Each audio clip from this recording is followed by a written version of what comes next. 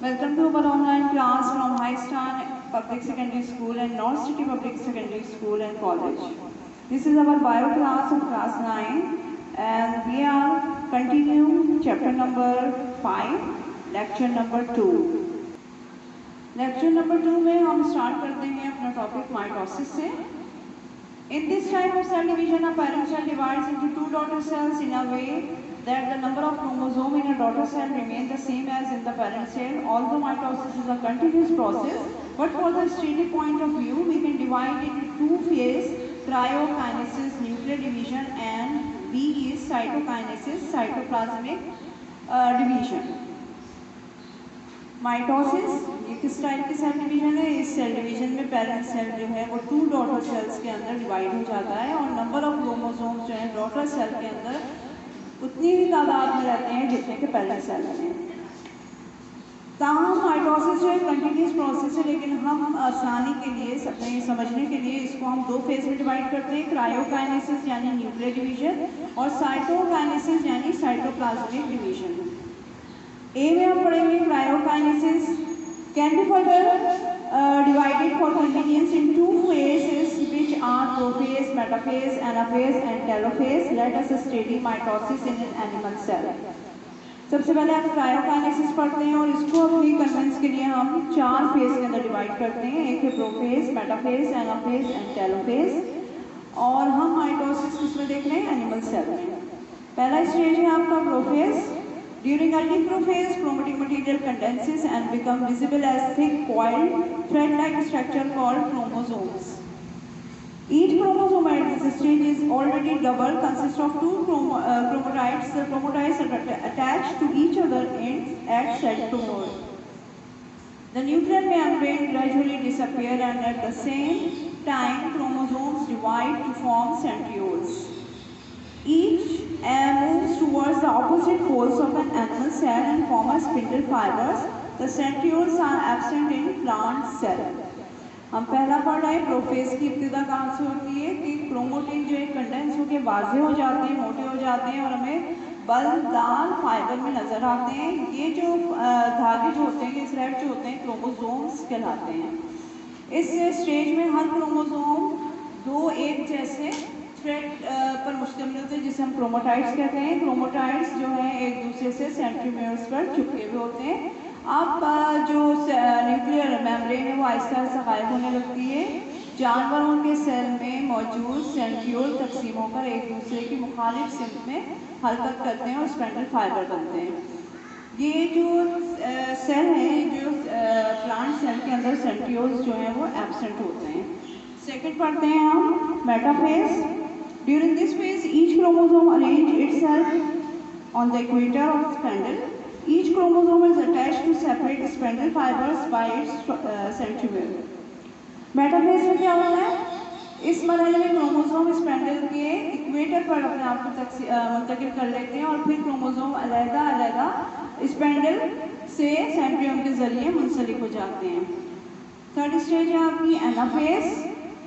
In this phase, the spindle fiber contract, centromere of this chromosome divides and the chromatids of each chromosome separate from each other and begin to move towards the other pole. In this way, one set of chromatids, each chromatid is now an independent chromosome move towards one pole while the other set towards the other pole. Anaphase में क्या होता है? इस stage में जो spindle fibre होते हैं वो सिकुड़ना शुरू हो जाते हैं. क्रोमोसोम के क्रोमोटाइड अलहदा होकर मुखालिफ सिम में ऑपोजिट में हरकत करना शुरू कर देते हैं. इस तरह क्रोमोटाइड का एक सेट हर क्रोमोटाइड के दूसरे सेट में पोल्स की तरफ और दूसरा सेट दूसरे पोल की तरफ हरकत करता है, यानी अपोजिट पोल्स की तरफ ये हरकत करते हैं. लास्ट स्टेज है हमारा telophase. This is a stage when the chromatids, now called chromosomes, reach the separate pole and their movement cease. Each pole receives the same number of chromosomes as were present in the parent cell.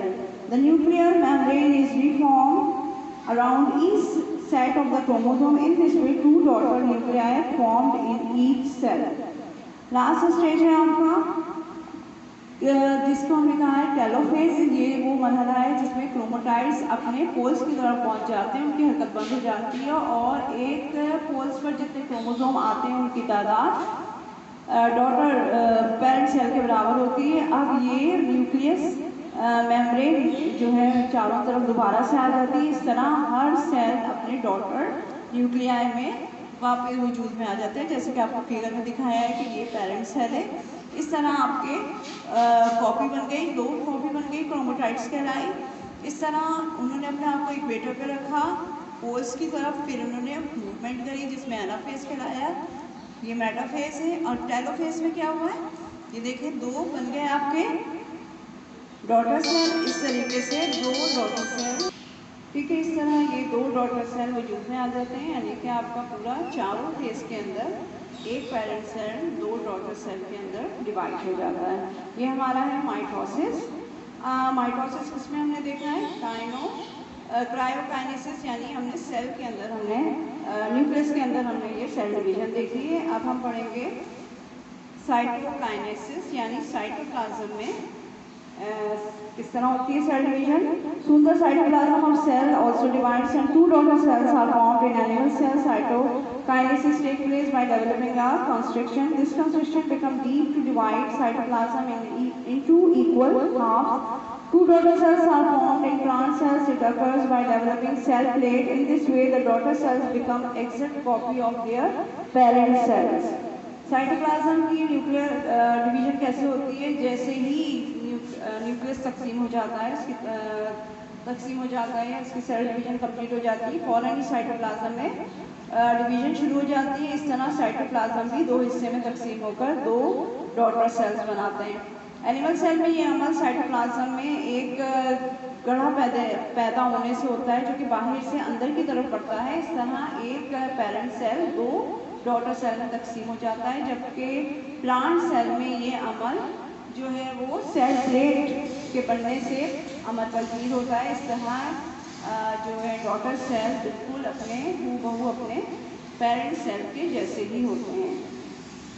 اس کے ساتھ ہے significance of مائٹوسس, یعنی اہمیت, importance بتائیں گے ہمیں آپ کو کہ مائٹوسس کی سگنیفیکینس کیا ہے.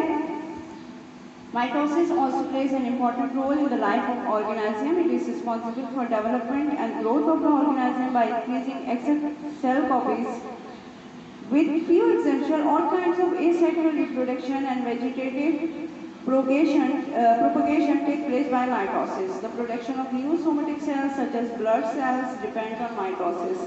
The healing of wounds, repair of wear and tear within organism also depend upon meiotic division. مائٹوسس کی کیا اہمیت ہے. مائٹوسس کی جانداروں میں بہت اہمیت ہے. یہ عمل جانداروں کی ڈیولپمنٹ اور گروتھ کا باعث بنتا ہے. کچھ چھوڑ کے سبھی جو ہیں اے سیکشول ریپروڈکشن اور ویجیٹیٹیو پروپوگیشن کی وجہ سے ہوتے ہیں. ان کے سب میں یہی ہوتا ہے مائٹوسس کا پروسیس. نئے سیل جو ہیں جیسے خون کے سیل بھی اسی وجہ سے بنتے ہیں. اس کے علاوہ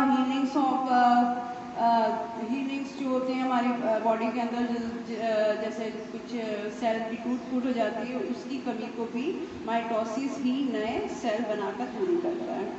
ٹھیک ہے, نیکسٹ ٹاپک ہے ہمارا apoptosis and necrosis, and two waves of cell death. Cell in an organism depend upon various extracellular signals for its regulated and controlled activities. It means all the activities, even the death of cell is programmed. Is the cell that beneficial? Programmed cell that helps in proper control of multicellular development, which may lead to deletion of the entire structure, example tail of developing human embryo, or some part of an organ which is more required, like tissue between developing digits. Apoptosis یا آٹوفیگی یعنی طے شدہ programme کے دوران ہونے والی cell death. یہ جو ہے یہ یعنی کہ پروگرام ہوتی ہے, طے شدہ پروگرام کے مطابق ہوتی ہے. اس میں سیل کی موت ہو جاتی ہے. اس سیل ڈیتھ کو جو ہے وہ مجموعی طور پر ایپوپٹوسس کہتے ہیں. न्यूक्रोसिस ये जो है ये बाहर बैरूनी फैक्टर जो होते हैं जैसे इन्फेक्शन हो जाना, टॉक्सिन हो जाना, ये इस वजह से होती है। अब ये पूछा जा रहा है, अब ये कहा जा रहा है क्या सेल की जो मौत है वो फ़ायदेमंद होती है? जी हाँ, जो प्रोग्राम शुदा सेल डेथ होती है वो कसीर जानदारों में ख़ास तरीके से नशोनुमा को कंट्रोल करती है। ये मौत जो है ये ख़ास एजू का इख्तिताम का बायस भी होती है। मसलन नशोनुमा पाए जाने वाले इंसानी जीनियन की दुम या किसी एजो के दरमियान वो हिस्सा जिनकी अब मज़ीद ज़रूरत नहीं होती, उन सबको ये इसकी वजह से ये सब जो है वो ख़त्म हो जाते हैं। Two waves of cell death in multicellular organism, apoptosis और सेल्फ डिस्ट्रक्शन।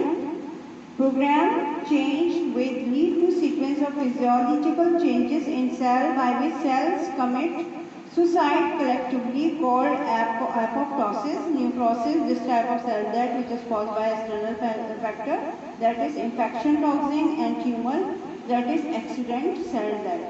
ठीक है, यहाँ पर दो आपको तरीके बताएं, जैसे एक बताया आपको खुद ब खुद सेल की डेथ हो जाना और दूसरी एक्सटर्नल जो फैक्टर्स हैं जैसे ट्यूमर हो जाना, किसी भी इन्फेक्शन हो जाना, इस तरीके से सेल डेथ होता है। ठीक है, हमारी बॉडी में दो टाइप्स की सेल डेथ्स पाई जाती हैं। यहाँ तक हम अपने लेक्चर को ख़त्म करते हैं। इंशाअल्लाह अगले लेक्चर में हम नेक्स्ट टॉपिक को कंटिन्यू करेंगे। जब तक के लिए अल्लाह हाफ़िज़।